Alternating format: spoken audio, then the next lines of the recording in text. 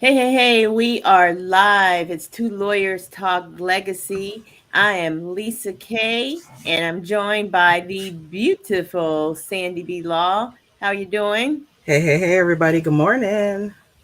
Well, we're talking about something that is not so much on the happy side. It's a tragic situation out of Ocala, Florida.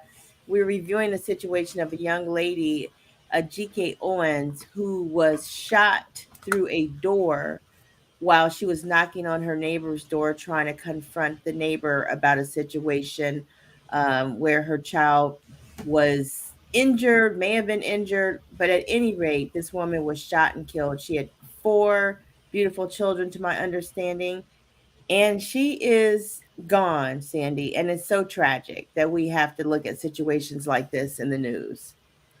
Look, this story freaked me out because we were going to somebody's house a few nights ago, and I was telling my stepdad, I'm like, "Do you know the exact address? Because we're not going to just pull up to somebody's house at 9 o'clock at night. You never know what's going on with people and how people are reacting these days. So it just gives me pause. Like, you really shot this woman through a door, really?" Good morning, Rigo. Thank you so much always for supporting Yes. us and tuning in to another episode of Two Lawyers Talk Legacy. Appreciate Thank you. you, Rigo. We definitely appreciate you. And you know what's even more tragic is that so the lady wasn't arrested right away. There was an investigation. I was reading some report. The sheriff in that county, I think it's Marion County, is a sheriff by the name of Mr. Billy Woods.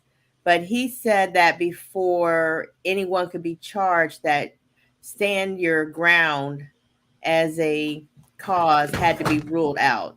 So if the police are investigating stand your ground, then the decision to charge obviously rests with them, and they can decide who they want to charge, who they don't want to charge, who stand your ground applies to and who it doesn't. I think that's a little problematic. Um, Pardon me if I'm wrong here, but I thought legal arguments were made in court. I didn't know that they were made at the time that you were making an arrest. Like, stand your ground sounds like a defense. And I thought defenses were addressed in court, but I'm not a criminal defense attorney or I don't know. You tell me. Well, yeah, because I have been a criminal defense attorney and a prosecutor, and I can tell you that you raise a defense in court after you have been charged. Right. That's when a defense comes up. So after a person has been charged, they can raise all the defenses they want, Right. but But that's after you've been charged, not that we decide if your defense is applicable, and then based on that, we decide whether or not we're going to go ahead and file charges or not. I mean, police officers in this instance were the attorneys and judges. So, yeah. Yeah, that's the problem I have with that. But several days after this happened, the lady who shot through the door was arrested. Hmm. Let me read Rigo's comment because I got plenty of thoughts on this. What she did was she lured up, and that's why they didn't arrest her until after the community started making noise. And stand your ground doesn't work if you got if you got a door or any obstruction between you. I'm just like, stand your ground inside the house behind a door. Yeah, that is more like stand behind your door. That is Look, not stand your ground, I, right? I can't even. Let me How just remind. how can you say you're threatened though? I don't understand. I don't want to really get into that part of it, but I can't help it. Like the lawyer in me says, how can you really claim that you're threatened and that someone is imminently about to attack you through a door if they don't have a gun pointed at you through a door? It's called "You Got the Complexion for the Protection." I'm not going to say who said that, but let me move to reminding folks, guys, we are here at Two Lawyers Talk Legacy, where we talk probate, guardianship, heir property, wills, and trusts. Today, we're talking about a touchy subject, which is what happens when you really just tragically lose somebody. And, how can you prepare yourself for the worst? Like, what lessons can you learn from these tragic losses in terms of your estate planning? preparing yourself to potentially avoid probate if you can.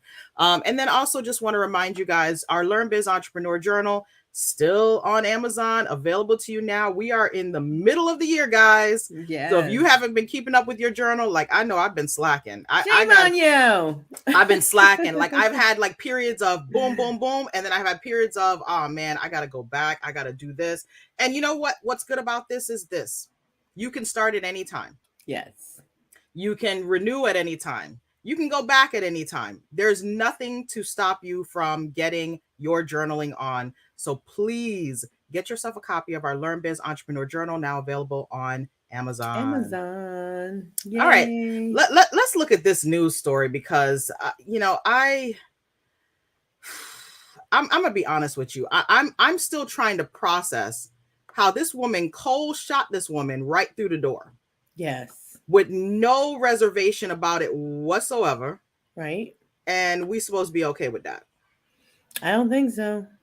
Let's see what the news says. Was a woman in handcuffs after allegedly shooting her neighbor through her own front door.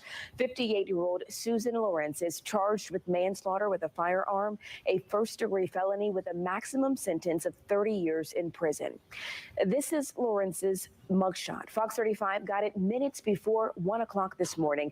First appearance begins at 9 a.m. We are in contact with jail officials about whether she is scheduled for that time. So let me get this straight. She's potentially going to get 30 years if she's charged on this for taking somebody's life. Help me, like, please put the criminal defense hat on and help me understand this, Lisa, because I don't get it.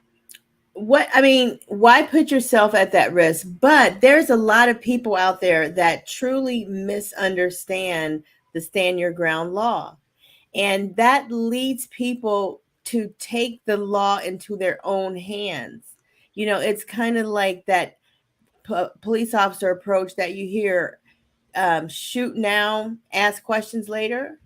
Well, if you empower citizens with the same type of approach when dealing with other citizens, I think that's problematic, because if there's truly no threat that a reasonable person can perceive, then you're in trouble.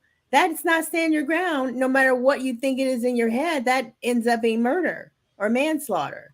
So I think it's problematic to have a law like stand your ground, because we already have in criminal law the concept of self-defense. Right. It already exists under law. The stand your ground thing is confusing. It's causing people to take a lot of stuff in their own hands and creating tragic situations like this, where a mother of 4 is no longer on planet Earth because of a stupid decision by one. Well said, Lisa. Well said. Look, I guess we better talk about some of the advanced planning issues that situations like this also create. Look, I don't even understand it at this point. Like, I'm really trying to process how do we get here? But, you know, it is what it is. Let's see what else they got to say. Go ahead on, news people. The arrest follows a day of protest over the death of Ajike Owens, who was killed after being shot through her neighbor's door. Yeah, the pair were allegedly in a dispute over a children's tablet as well. And Randy Hildreth is live outside the Marion County Jail this morning. Randy, the sheriff, has spoken exclusively with Fox 35 about the arrest and the ongoing feud between these two neighbors. Hey, good morning to you both. And one of the more difficult pieces of information that's come out of this investigation is that Owens's children were key witnesses in piecing this story together. I do want to break down the very latest that we got from the sheriff's office in the series of events that unfolded that day that ultimately led to Owens being shot. And one of the things that the sheriff's office has said is that Lawrence was angry at Owens's children who were playing in a field near her home. This sounds like the most asinine thing I've seen in a long time. Right?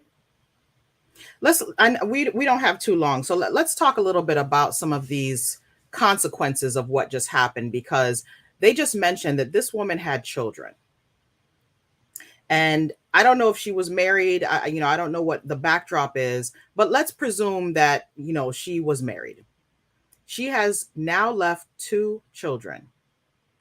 And if this woman, 4, is it 4? Oh, yeah, Lord. She has I believe it's 4 children ranging from age toddler up to 12 years of age. She's now left 4 children.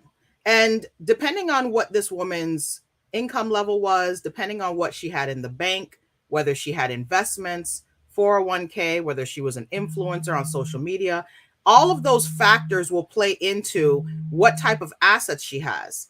And if she's married, well, here in Florida, if she's married, these assets will basically be for the husband, generally speaking.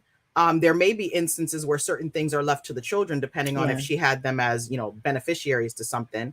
Right. But if she's not married, we trigger some other issues, because a probate situation in this case, somebody passes away tragically like this.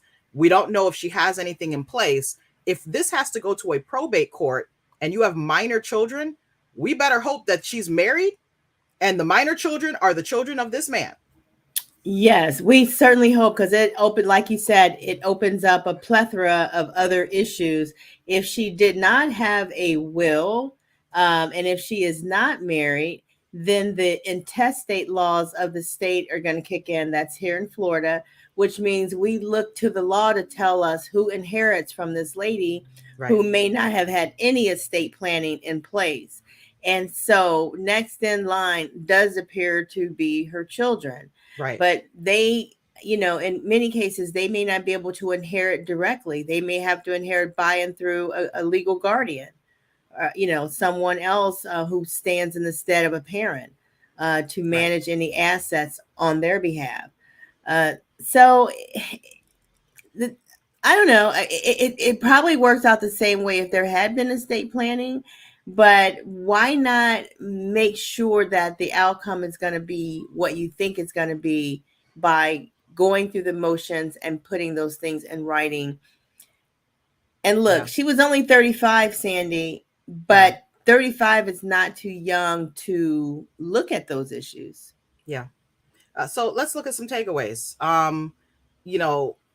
This type of stuff, as you can see, can happen to anybody at any time. We don't know what the mental state of people are as we're interacting with people out in the streets every single day. Accidents happen. Everything can happen. The one thing that you can do is make sure that you have some things in place so that no matter what happens, your children are protected, your property is protected, you leave your family with peace of mind. So in this situation, definitely probate and guardianship can be triggered. And the main thing is to understand that many times people think if they're a parent, they're going to receive whatever is for the kids. And that's not the case. Here in Florida, if the amount is over $15,000, generally speaking, you may end up having to open a guardianship for each child. So if each child is going to receive over $15,000, you may have to have a guardianship for each one. That's thousands of dollars spent for each child. And then if you have to do a probate as well, that's thousands of dollars to deal with that probate. So that's a lot of money that can be depleted, which could have actually gone to this family and be kept. Trusts could have been considered, etc. So we won't spend too long belaboring this. We're not going to talk about the criminal ramifications. Maybe that's for another video. Yeah. Since we have our defense attorney here and our prosecutor, right? We got two sides. Oh, God. That's the former careers. But hey, I was there at one time. Yes. Look, we got to put this case on our list. We might need to look at the trial of this down the line. So I think so. I think we want to definitely check out the trial of this situation. But a will would have also helped this lady in the sense that if she is single, she could have named a legal custodian of her children right there in her will. Whew, this is a sad one, guys. We're not going to stay too long, guys. I hope that you continue to tune in to us. Remember, we are Two Lawyers Talk Legacy. We're here every Wednesday at 10 a.m. Eastern Standard Time. Lisa, I'm going to hit it to you. Let's give us a closeout. Well, my closeout is this, Sandy, and we say it every single week. Whether we say it correctly or not, that's debatable. But I know one thing. If you fail to plan, then you do plan to fail. Hey. There you go, Lisa. There you go. Guys, I hope you have a good one. We'll catch you on the next. See you next week, guys.